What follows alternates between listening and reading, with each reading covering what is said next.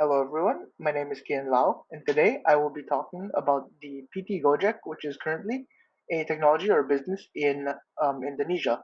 Now, before I get into kind of more specific details on PT Gojek and kind of how it's applied and how it's evolved throughout the years, I first want to kind of talk about PT Gojek as a business and in general what it is. So here is the logo for PT Gojek. And now to start, what is it? Now, PT Gojek, it originated in 2010 in Indonesia, and it started as a call center with 20 motorcycle taxi drivers. Now, in Indonesia, they have motorcycle taxis known as ojeks, which is where the term Gojek came from. Now, in 2015, Gojek released their app, which provided different motorbike services.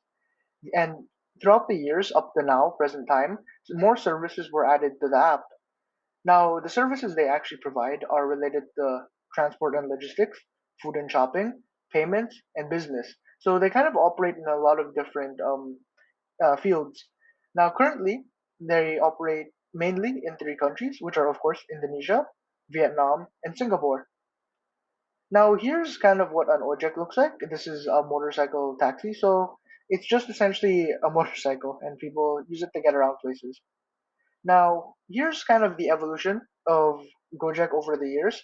So on release, there were only really four services roughly, which were Go Ride, Go Send, Go Food, and Go Mart. Now, I'll explain more about what each of these is kind of specifically later, but these were what they had on release. Next up, again, more features were added over the years for different sectors. So again, more were added for business, for payment, for transactions, all that. Now, currently, at least in present day, according to their website, there are 20 different services that Gojek provides for, again, all the different services they have: transport and logistics, food and shopping, payments, and business. Now, unfortunately, because of COVID pandemic, or roughly around the time, maybe a bit before, an entire branch of service was removed around 2019 to 2020 called Go Life.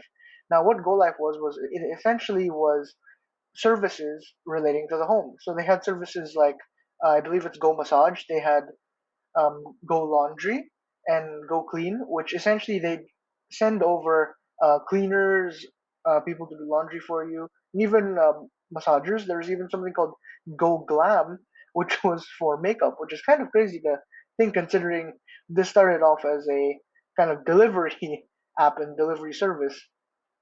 Now, Ojek taxi services, these are what they are. So for transport and logistics, you have Go Ride, which again, it's essentially a taxi service for the Ojeks. Go Car, which is taxi for cars. Go Send is delivering or sending objects to other people. It's deliveries. Go Box for moving from place to place, so moving large boxes that you need.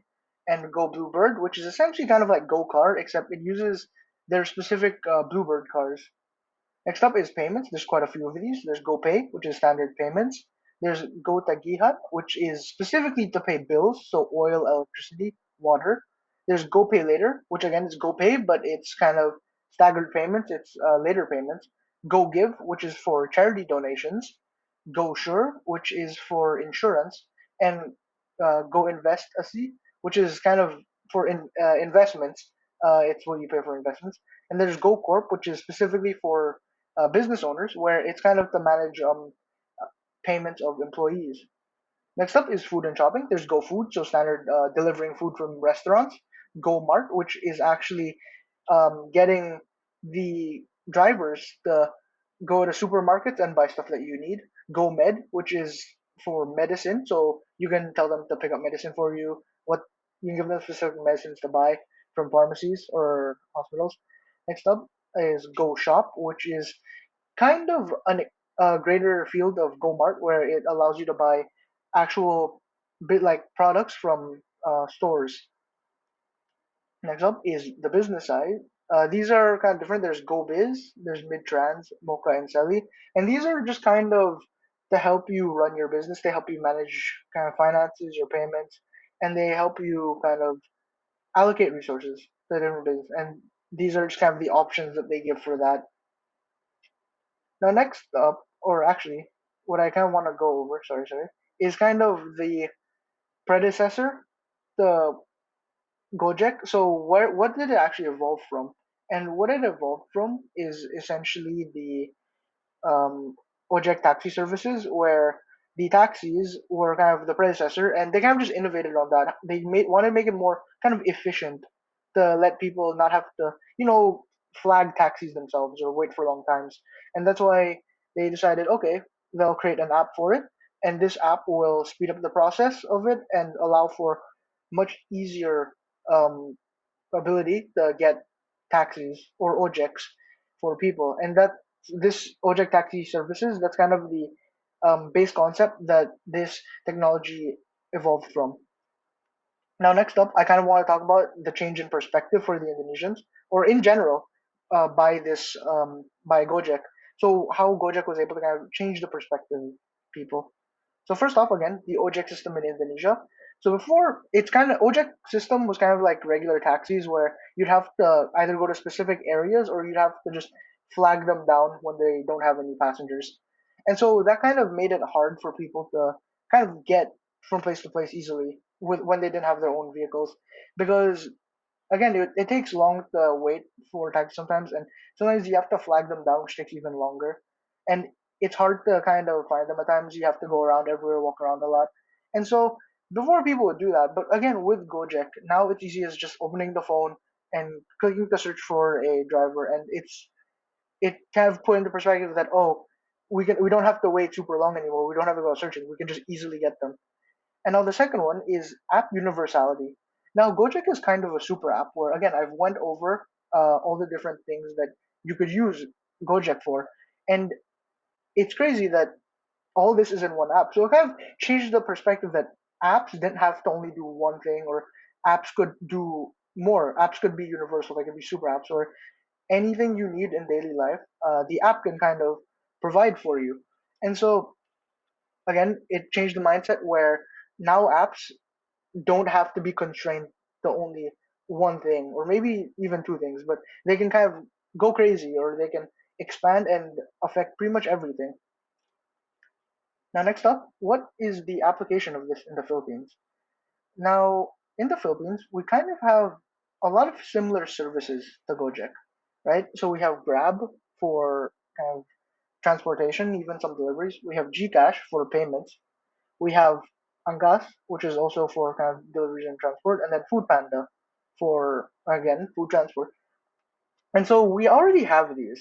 So you kind of think that is there a point of applying Gojek in the Philippines if we already have similar services? But to be fair, what kind of sets Gojek apart is that Gojek, again, like what I said here, is kind of a universal app and it allows you to do anything. So there is no one app or company that incorporates everything currently in the Philippines.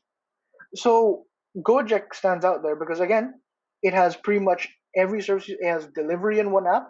It has transportation services in one app. It has payment services as well.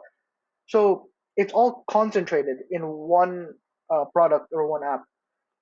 And so this is kind of something we haven't reached in the Philippines. And if we do reach it, uh, everything would kind of be more streamlined. Everything would be more condensed. Uh, you wouldn't have to have multiple apps and go in between and like look for stuff. You'd be able to just use the one app for pretty much all your needs. Now, uh, currently there are like Grab does have a payment system, but supposedly not many people use it, at least from what I've found online. And so having Gojek, you'd be able to have multiple. You'd be able to use only one app for everything. Now, is Gojek feasible in the Philippines? I would say yes, it is feasible, but it is kind of difficult under the Philippines because again, we have a lot of competition already. But again, what would make it stand out is that if they are able to get a lot of sellers or merchants in the Philippines to work with them, well, then the app will become much easier to use because the payment system's already in the app and connected to your delivery and your food ordering. So it would be much easier. Now, price wise, I'm pretty sure they're kind of the same as Grab, at least from what I've seen. Most people seem to kind of compare them similarly, which is rather interesting. So, uh, currently, if they were to move Philippines, I think again they can do it, but again, it's just a bit difficult because they have to get a good foothold. Now, here are my resources that I found all online. A lot of them were actually from the service itself. And so that's kind of all that I want to go over for PT Gojek. Thank you for listening. I hope you learned something.